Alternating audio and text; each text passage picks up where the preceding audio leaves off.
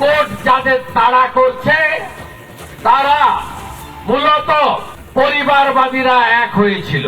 তাদের তিনটে এজেন্ডার উপরে তারা সবাই মিলিত হয়েছে।